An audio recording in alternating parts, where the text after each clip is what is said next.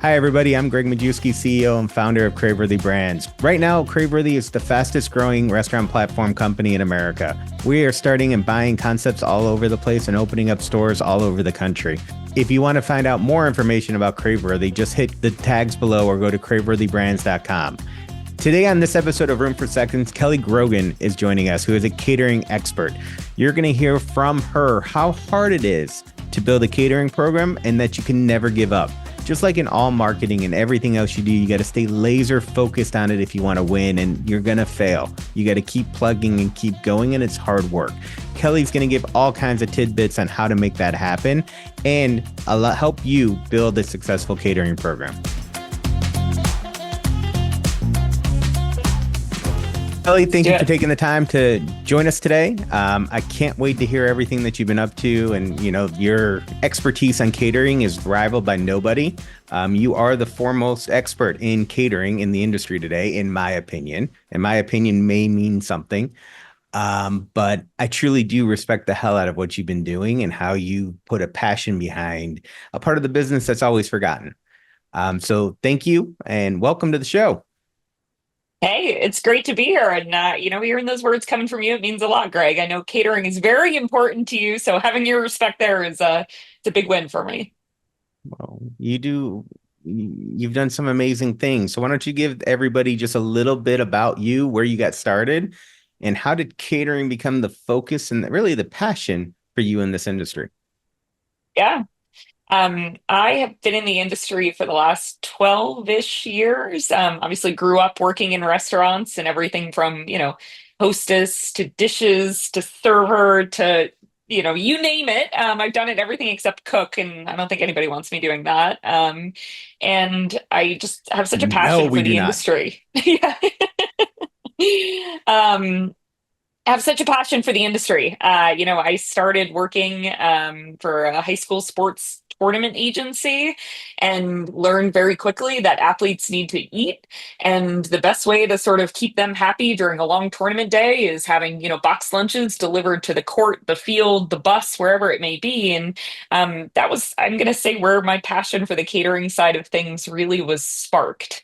After that, I transitioned and I started working for a hospitality group, and we were one of EasyCater's first clients.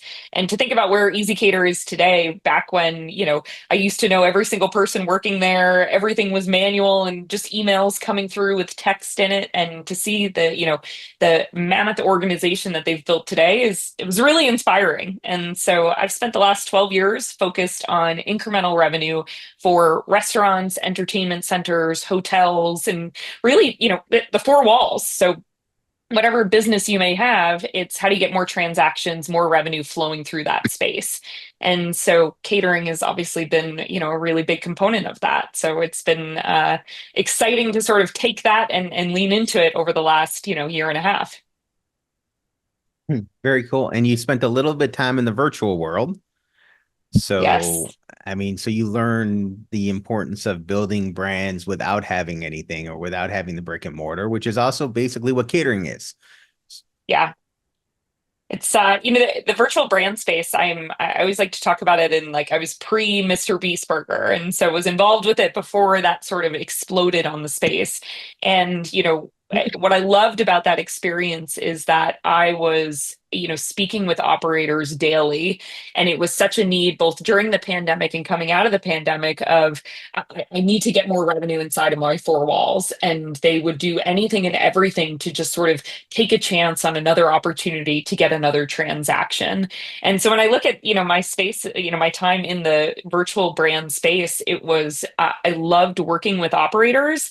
I loved, helping them and giving them that opportunity that was going to kind of change their business. And it was the same sort of trend across all of them. It was, they'll cook the food and they'll get it out the door, but they just need assistance getting the transaction. And that's kind of where the inspiration for Crumbs, really sprouted from. Okay. So now that you finally mentioned your new company, what is Crumbs? Crumbs is an agency dedicated to multi-unit restaurant operators to help them with their incremental revenue channels. So things like catering, group dining, fundraising programs, local store marketing, and their delivery sales. And essentially, we come in and I describe it as we kind of look under the hood, look at what you've got from whether it's your menus, your technology, your systems, your sales teams, and really prescriptively provide these hands-on solutions to help drive more transactions through those four walls. Not cookie cutter by any means. It's something where every one of our partners has a fully customized program that's helping them drive any one of those five categories to really incrementally grow them and see significant growth. So, which has been successful for the people that you've worked with, and obviously now you've developed a expert sort of status on what you do, which is very, very exciting and cool to see because I've seen it grow from the beginning and I've seen you step out on your own for the first time, which has been really, really cool to see because you've developed a new level of confidence in your own ability and what you can do, which is why you've been successful at what you do. So it's been very cool to watch. So when a company starts catering, what are some of the things that they should be concerned about? What do they need to do? What's the, pitfalls? Because everyone says, "Oh, I'm going to cater," but it stops there. Yeah. Or what they do is they take their regular menu and they just put a sticker on it that says it's their catering menu. And it's, catering is such an important transaction, but more importantly, such an important relationship that you have with guests in your local community. And it's make or break. And one really bad catering order can really set a reputation and set a tone that can end up hurting your business. So it's really important if you're going to go into catering that you approach it from an organized and very strategic manner. A transaction means nothing if you A, lose money on it, or B, it provides a bad guest experience. And so whenever we're, looking at our partners, the first place that we start with when it comes to catering is the menu, making sure that they're set up for success to have a crave-worthy menu, but to also have a menu that is going to be easy for them to execute inside of their four walls, something that's going to be profitable, but also going to be something that, is going to provide that high guest satisfaction. Something that guests are going to say, that was an awesome lunch, that fed my team really well, that I got great feedback from the staff, the field, whoever it may be that's eating it. You want to be able to deliver an experience when it comes to catering, and especially with every company imaginable catering right now, it's important that you take the time to build out a program that's sustainable, that's scalable, and again, it's something that customers are going to keep coming back for over and over and over again. So you mean you just can't serve your normal menu? I mean, like, wow. I mean, it sounds so basic, but so many Right. restaurants fall into that pitfall.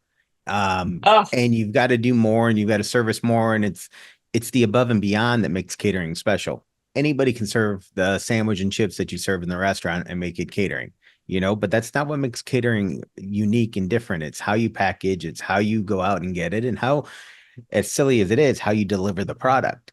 So if you use a delivery service, are they setting it up right? Are they putting the boxes in order? Are they distributing the menu properly? All that is always forgotten when you first get started because you think, "Oh, my food's good." yeah.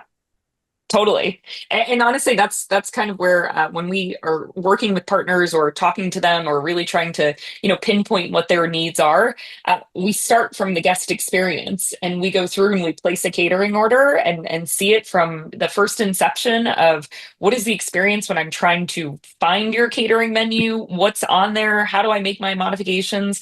We have an entire checklist that we go through. We'll place a fake catering order to just see what it's like, so that we can really understand, here's the key opportunities that you're missing as a restaurant partner inside of it.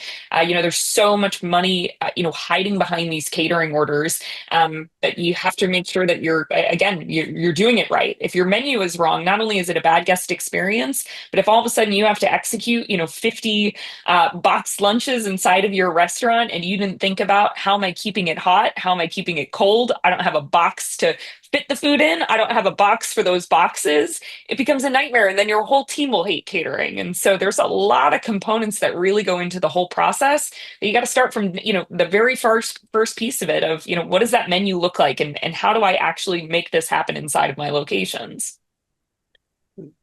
Now I'm going to put you on the spot. What's Ugh. the worst catering you've ever seen? Like when you've walked Oh, into something or you've ordered it that you were just like, what the? Gosh, for anybody that's ever had to put on an event or host a meeting that had lunch there, or anything along those lines, there is no greater fear than, where is my food? It's not here yet. And then you start to panic, right? That's the worst catering, is when the restaurant misses the order and it doesn't actually show up. And then you're scrambling, I've you're in front. never, we've never done that ever. It is, and that's the thing.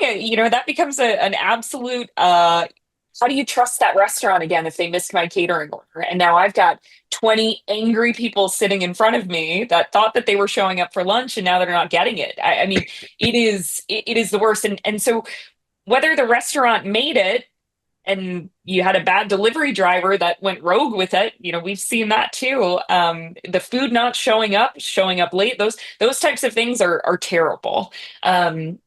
But in terms of like the worst catering, it's the ones that, are packed in, styrofoam boxes that are dumping sauces everywhere. It's a mess to set up. You're embarrassed setting it up and putting it in front of people. And unfortunately, it's more common than you would think out there. It's tough because everybody thinks they can just do catering, and you can't. I'm Greg Majewski, and I've been a multi-unit operator for 26 years. I know how great it feels owning the right franchise brand, but choosing the right franchisor feels even better. At Craveworthy Brands, our hospitality-driven culture sets us apart because we're invested in your success at every single stage of your journey. We're operators alongside you, paving the way forward to give you a head start on greatness. Start your franchise journey at crave-worthybrands.com. You were politically correct. So disappointed. Oh, I was can't name expecting, drop anybody. hey, you could have said, hey, I ordered a sub concept that you may have been involved in, and they effed my order up. I would have been fine with that. I mean, that happens. I mean, I'd say everybody's done it. I mean, we all make mistakes, and it's costly when you do, because you end up buying the order and you rush something to them. So Yeah. catering does have to be a focal point. It has to be something that you're driving day in and day out, but it also can't be it's a last minute thing and you've got to go. You've got to plan for it like you plan for the rest of your day. And I think so many restaurant people, when they get catering, think, oh, it's no big deal. I can slap it together, like you said, and rush it out the door at the last minute. But you got to be more diligent and even better with that product than you are with your everyday product, because you're serving masses and the food sits longer. It just Big does. time. So the quality is going to be even more in question than your dining room guest or your normal delivery guest. Yeah. And we talk about, because we get that question, everybody asks it, right? What's the easiest way that I can get more catering orders? How do I get more catering orders? The number one way is execution. If you can execute a catering order well. The number one way is just actually have a catering menu and put it on Easy Cater. That is true. That's the easiest way. That is the easiest way, but I will tell you, execution is what will scale your catering program, because if it goes well, you'll get repeat customers, you'll get the people, it starts to spider web, right? One, catering order for 20, now all of a sudden you've got 20 new people that are ordering it for their family party or for their kids' school or the soccer team. And so if it's catering done well, that's what will spider web into additional orders for you. So, okay, so now you've got the project, you're going to do catering. How do you build a catering guest? How do you get them? How do you get people to actually try your catering? We run a very successful program right now where we share hospitality with catering clients. If you're a catering client, you hold the keys or the credit card, right? You hold the credit card as to who you're going to order from. Sure, people put in requests, but if you're the person in charge of ordering for the office, you are the one that gets to make that decision at the end of the day. And so I need you to be my best friend. And that doesn't happen by me showing up and handing you a menu saying, make sure you order from us next time. Also doesn't happen if you bombard me with cold calls. It also doesn't happen if you send me all these crazy emails. You have to have an element of a relationship there, especially for those high-end catering clients. And so it starts with, that one email that's sort of saying, hey, can I invite you in for lunch? Or can I stop by with some complimentary lunch just for you to show you how excited I am about you as a potential customer, as about you in the local community, and you trying my food, because that's how much I believe in it. starts with hospitality when you want to start growing your catering sales. And so we go through and really start reaching out to the community and see how many tastings can we get set up for our restaurant partners.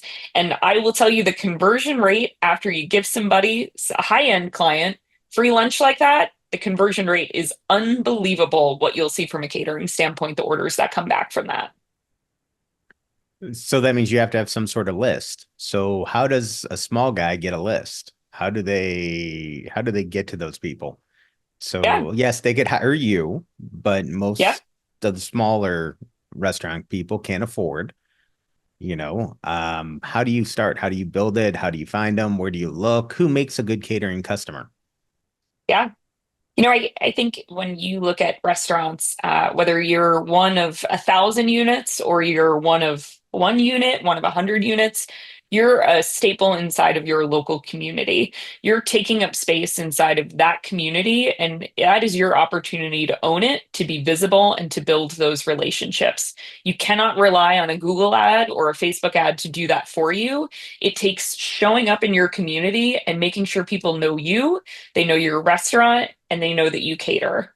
And typically, my recommendation is we do an exercise called Who Do You Know? And it's about a 15 questionnaire that talks about, Hugh as the owner or the GM of the restaurant. Where does your significant other work? Do you have kids that go to school in the local community? Did you buy your car in the community? Where do you go to the doctor's office? You want to start with your inner circle, those people that you have the opportunity to have a conversation with. That's a very easy conversation where you're introducing yourself because you're dropping your kid off. You're introducing yourself because you're paying, slapping down the credit card for those new tires you needed on your car, or the place where you do banking at. Introducing yourself, those are going to be the easiest ways because there are connections that are already built in. Take that exercise and take it and replicate it with every single one of your team members. Make it a team effort so that your team gets excited about it. Who do they know in the community, right? They're showing up and they're working inside of your four walls. They live somewhere in the community. They probably have some roots there. They have those same types of connections. Start with that inner group, and those will be some of the easiest catering orders that you can get. From there, that's when you can start saying, okay, I'm going to build out a plan and be very strategic of hitting, is it this zip code this week? Is it school oriented? And building out that calendar of outreach. If you don't commit to doing that outreach, the catering orders won't come. You really need to sort of own that space and be present in your local community, regardless of what kind of a restaurant or organization you have. Okay. So now as an operator and thinking of me in one store and I'm running my restaurant, I'm kicking butt. Barely got time to eat when I'm in my shift. How do I find time to do this? You got to put it on the calendar. Just like you put on the calendar that, today's payroll day, right? You make time for payroll every single week. You make time to put your food order in every single week. You make time to go to the bank, or you make time for it. And when you talk about catering sales, it's the amount of putting that time on the calendar and committing to, you know what, Tuesdays, I dedicate 1 hour to doing this outreach, or to doing this follow up, or to going out in the local community. If you don't commit to it, it's really easy to not do it. The other great thing about catering sales is that you've got some built-in appointments. If you're lucky enough to go on Easy Cater and you get those orders that are coming through there, and such a great opportunity, those are built-in sales meetings for you. So switch off that easy dispatch and commit to taking those deliveries. And again, seeing that catering experience. It's not easy to do a catering delivery, so make sure you're prepared for that.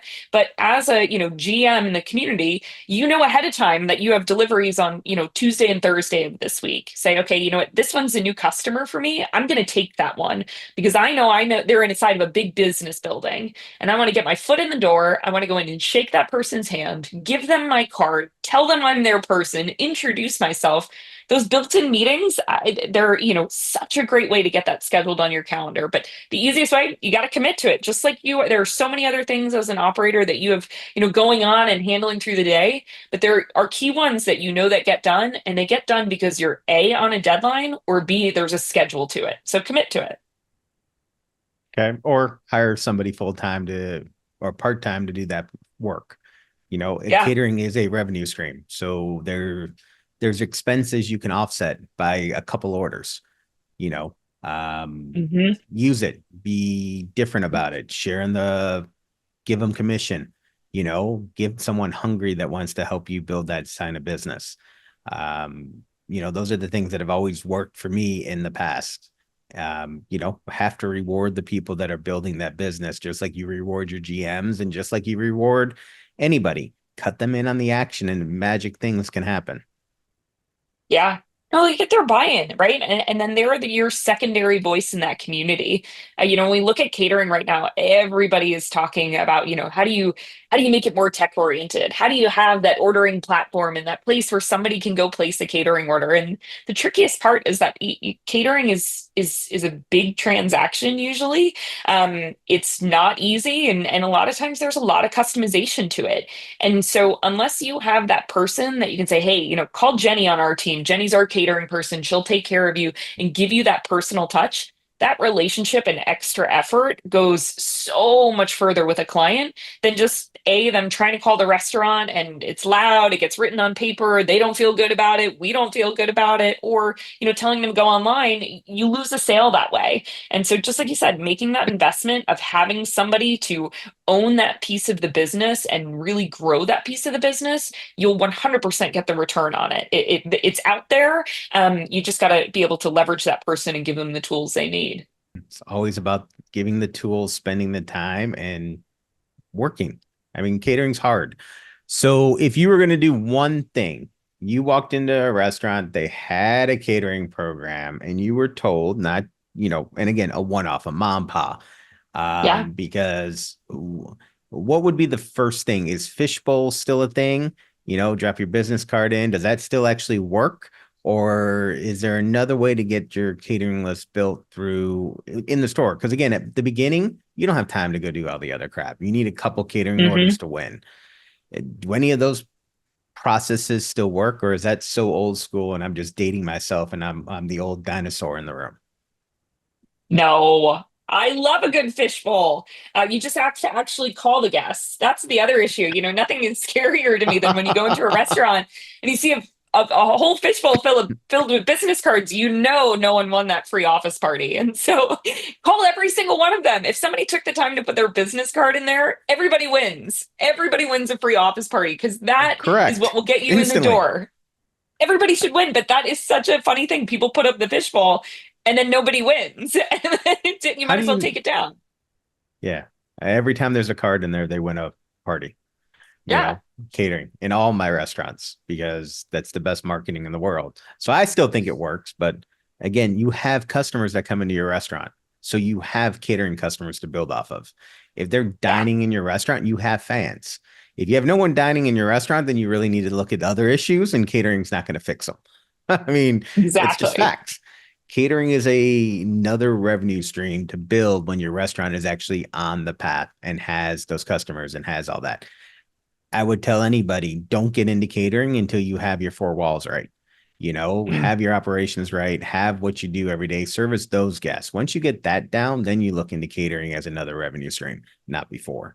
Do you agree? Yeah. Or No, I couldn't agree more. That's the thing. Like I said, those are uh, placing a catering order is a big trust thing, right? I need to feel good about the person that I'm placing a catering order with. I want to know that it's going to get there on time, that it's going to be correct when it gets there, it's going to include all the plates and cutlery, and I need to feel good about it. And if I walk into your four walls and your staff's doesn't acknowledge me and my order comes out, it's sloppy, it's wrong, any of those things, then yeah, I don't want to risk sending you a catering order and it not going well. I couldn't agree more that you shouldn't even be dabbling in catering as a revenue stream until you feel really comfortable about your team and your operations, because that's where those catering orders will start from, right? If guests are already ordering you on the regular, they are going to be such an easy conversion of, do you work in the community? Or, can I talk to you about our catering? Can I educate you around it? And they're the ones that'll go out and start spreading the word for you. But if they're not having a good experience,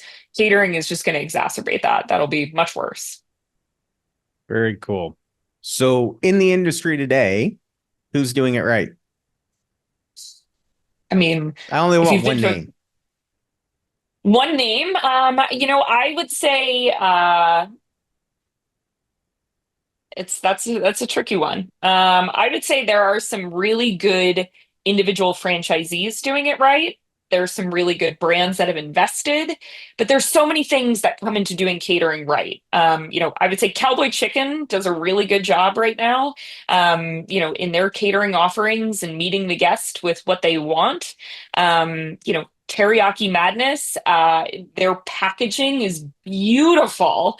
And so I think that there are some really great brands out there that are, nailing some of the components really, really, really well.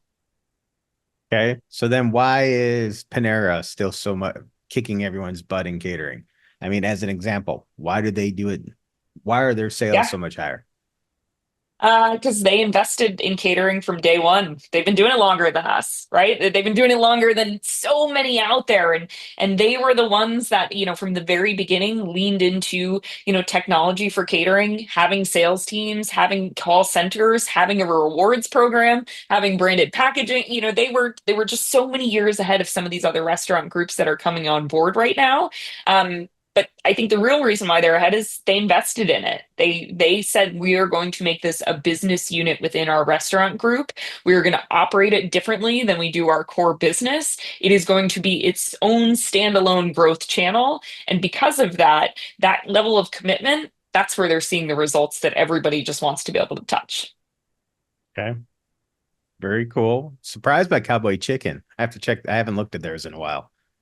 I would say they're top of mind right now because it's turkey season, and so we were just looking Turkey at them. season. Yes, good old any restaurant that has a holiday special is critical as turkeys for Thanksgiving. I give them a lot of credit because that's you talk about getting a day right. You got to get Thanksgiving right, otherwise you're breaking hearts all over the place. Could you imagine how bad it would be if you catered full turkeys and they cut into it and it's raw? I've Oh, answered those guest service phone calls. I've had oh, them like before. I've had it. that would be that could be the biggest screw up in catering. Like that phone call. Yeah. Thanksgiving, you paid for the catering, you come in, you're all excited, pull it out because you're not supposed to have to do anything, you cut it and it's pink. It would be Yeah. horrible. Yeah. And that's the thing. You look at some of those holiday occasion caterings. I was just talking to a partner the other day that wanted to get into wedding catering, and I'm like, you got to be really ready for wedding catering because you get one chance, and it's like those So big occasions. You got to do it right. I did a Jimmy John's wedding catering Ooh, event. That was probably the weirdest one I've ever done. yeah. And it How many wasn't a small people? wedding, it was like 750 people. And I mean, it was gigantic. And we were laughing about it, but it was so big and so obnoxious. And, but it was a college campus type situation. And they did it at Yeah. the field out there and they got married and it was gigantic. So it was great. But that was the weirdest one. I had another one at my burger concept back in the day. The bigger restaurants, obviously you have those all the time. People rent out the restaurant when you never think of, but Yeah. the Jimmy John's ones were always surprising to me. Getting Jimmy John's, but again, it's what they could afford. And we did as good of a job as we could selling, sandwiches for Yeah. I mean, it's those occasions that are critical, It's like, I gosh, you think about the surprising category in catering, but you think about, unfortunately, the funeral business. And those are last minute catering orders that somebody needs. And man, you don't want to get that wrong. You don't want to be standing there saying, "Oh, I forgot the brownies. Like, I'm sorry." It is so important when you're looking at catering, understanding that somebody is standing there having to answer for your mistakes. And so you got to have operations right. Yeah. The funeral ones I never liked doing that. I had a restaurant that was across not far from a cemetery. So we would get them all the time. Yeah. And it it's so one depressing because you Yes. can't be your normal over friendly self as you're doing them. You got It's to be a tough little for bit more, me. respectful. And they're in there, they're eating, they're coming. You don't know when for sure they're coming, and you got to be ready. I mean, Yes. event catering is hard. Yeah. Catering as a whole is hard. You could do, 20 or 30% more in business if you're focused on it. So Yeah. if last little bit, but if you're going to start a catering menu, do you change your menu or change who you are to get catering? So if you're not breakfast, do you try to do breakfast? Or do you stay humble and focus on what you're known for and that be your bread and butter? Because I have restaurants around me that all of a sudden have breakfast and have, snack foods and add all these weird items to their catering menus I don't even think of them for. But Yeah. so go ahead. Yeah. Should they or should Uh, they stay focused, laser focused? Stay laser focused. Again, catering is something you want to be scalable, you want it to be efficient in your restaurant, and you want it to be that top brand representation. The second you start to deviate from that, that's when you'll get a guest showing up at the restaurant trying to get their hands on, that broccoli casserole you had that one time, and they can't get it. And you start to lose your brand identity. Catering is about taking your brand and feeding the masses with it and having that maximum brand recognition. And so you got to stay true to who you are, but stay true to the things just like you do on your third party menus, right? What delivers well, what's profitable, and what's something that I can execute, because that's going to be critical to really scaling your catering program. Now, breakfast I think is the most underserviced category in catering, and so I love when a restaurant can tweak their menu slightly to accommodate breakfast, but not something that you promote. I find breakfast is usually, I've got a client that needs to feed a guest 5 times, and I can help them check that extra box. Don't overextend yourself. So should every restaurant cater, or are there just some restaurants that the menu doesn't set for it? Because again, not everything should, in my eyes, be a catering focus. So is it okay to go say, hey, I'm at a catering spot, my food doesn't carry, or is every restaurant you've ever seen capable of catering? I think every restaurant is capable of defining what catering means to them. And so that doesn't mean that you have to be on Easy Cater. It doesn't mean that you Such a have to have political box answer. lunch. But like I work with a juice company, and you're like, God, like how am I doing catering? But for them, catering is, hosting events inside of the restaurant where, they're renting out a space, or it's, bringing juices to, courtside for a sports team. And so I think it's really about defining, who is your ideal customer? Who is it that your product resonates well with, and what can be executed, and defining your catering program against that. But talking to, some Chinese food restaurants, it's like, their catering is different. It's the same thing, a Buffalo Wild Wings. Boneless wings are tough to sell to law firms, but get a football team, and then your catering is going through the roof. And so you really just got to define, who does your product fit best for in a larger scale format. So I think So everybody what could cater. so what you just said there is that lawyers are a little stuck up and a pain They and don't they're like to very get their fingers expensive. dirty. Uh-huh. I'm sorry, all my lawyer friends, but I sort of agree. It's tough, but So, it's like fried chicken, and they don't want that on their beautiful table that you basically bought for them, Greg, and so it's knowing that that's not a good fit there. It's the same thing, vegan concepts, they don't typically do well when trying to sell to an Amazon distribution center, because it doesn't feed the masses. And so, you have to kind of have that realization, that's not my customer. That is not my customer, and I'm okay knowing that I'm not going to feed them. But I could hand off some coupons, and I could do one-off deliveries, but I just know I'm not going to get that 300-person lunch. I would highly doubt it. Unless it's some health quota that we have to hit for the insurance.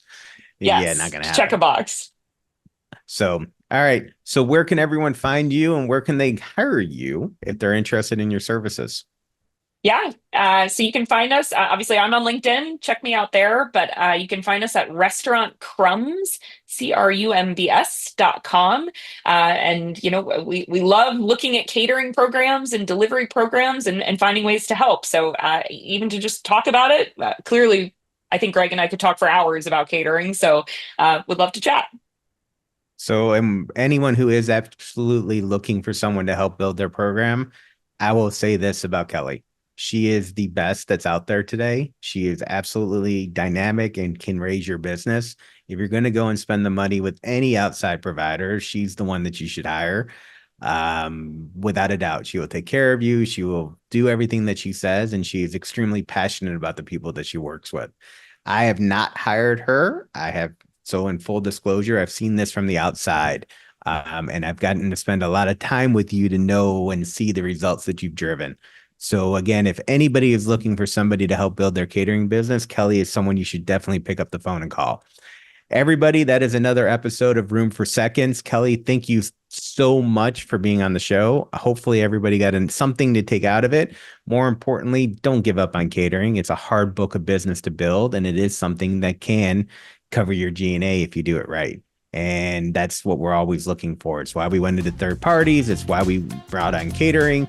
We need to cover our expenses, and those sales outside of your restaurants are the easiest way to do it.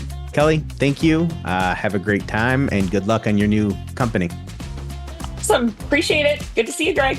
Hey viewers, thanks again for supporting Room for Seconds. If you found this episode inspiring, interesting, or any bit informative, please hit that little subscribe button down at the bottom so you never miss an episode. In my 26 years in this amazing industry, I've been blessed with incredible mentorship. This show is my way of giving back. Follow me on LinkedIn, search Greg Majewski, on Twitter at Greg_Majewski. If you still have room for more, visit our website at media.craveworthybrands.com. You'll find more videos, shows, notes, blogs, resources, and an easy way to get in touch with the Craveworthy Brands team. I'm your host, Greg Majewski. Thanks again for tuning in to Room for Seconds.